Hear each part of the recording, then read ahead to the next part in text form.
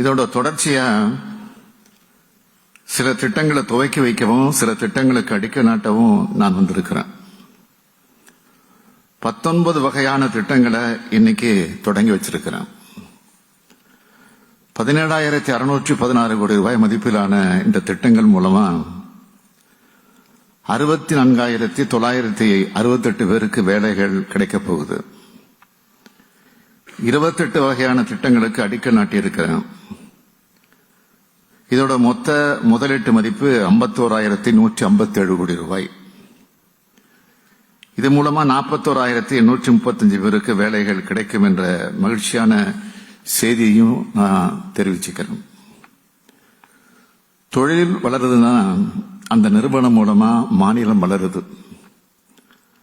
கிடைக்கிற வேலை வாய்ப்புகள் மூலமா குடும்பங்களும் வளருது, வாழுது. அந்த வகையில் வளர்ச்சியோட அடையாளமா தொழில் நிறுவனங்கள் இருக்கு.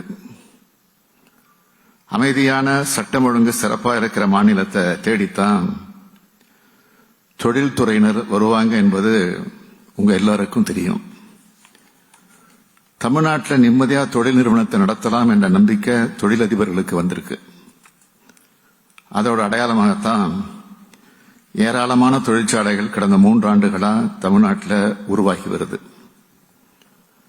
தமிழ்நாட்டோட முதலமைச்சர் என்ற முறையில் அனைத்து தொழில் நிறுவனங்களுக்கும் தொழிலதிபர்களுக்கும் என்னுடைய நெஞ்சார்ந்த நன்றியை நான் இந்த நேரத்தில் தெரிவிச்சுக்க விரும்புகிறேன். உங்களுக்கு என் அன்பான வேண்டுகோள் என்னவென்றால், நீங்கள் தொழில் நிறுவனங்களை தொடங்கினா மட்டும் போதாது, உங்களை மாதிரி இருக்க மற்ற தொழில் நிறுவனங்களையும் தமிழ்நாட்டுக்கு அழைச்சிக்கிட்டு வாங்க, தொழில் தொடங்க வையுங்க. தமிழ்நாட்டு அரசோட தொழில்துறை தூதுவர்களா நீங்க எல்லோரும் மாறணும்னு கேட்டுக்கிறேன். நாங்க ஆட்சி பொறுப்பேற்ற இந்த 3 ஆண்டுகள்ல எண்ணற்ற தொழில் திட்டங்களை தமிழ்நாடு ஈர்த்திருக்கு. அதிக முதலீடுகளை ஈர்க்கக்கூடிய உயர் தொழில்நுட்பம் வாய்ந்த தொழில்களையும் அதிக எண்ணிக்கையிலான வேலைவாய்ப்புகளை உருவாக்கக்கூடிய தொழில்களையும் ஈர்த்து அது மூலமா 2030ஆம் ஆண்டிற்குள் $1 டிரில்லியன் பொருளாதாரமா மாறணும் என்ற தமிழ்நாட்டோட இலக்கை அடையறதுக்காக நம்முடைய அரசு முனைப்போடு செயலாற்றி வருது. இந்த இருமுனை முயற்சி இப்போ சாதகமான பலன்களை தந்துட்டு வருது. இன்றைய தினம் பல்வேறு வகையான திட்டங்களை தொடங்கி வச்சிருக்கேன்.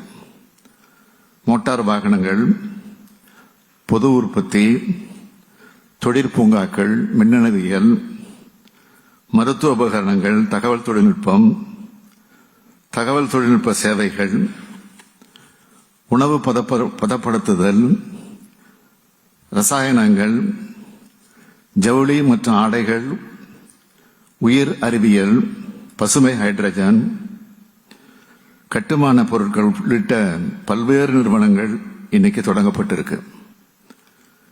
இதன் மூலம் 1,06,803 நபர்களுக்கு வேலைவாய்ப்பு அளிக்க இருக்கு. இதில் சிறப்பம்சம் என்னவென்றால், இதில் பெருமளவிலான வேலைவாய்ப்புகள் பெண்களுக்கானவை.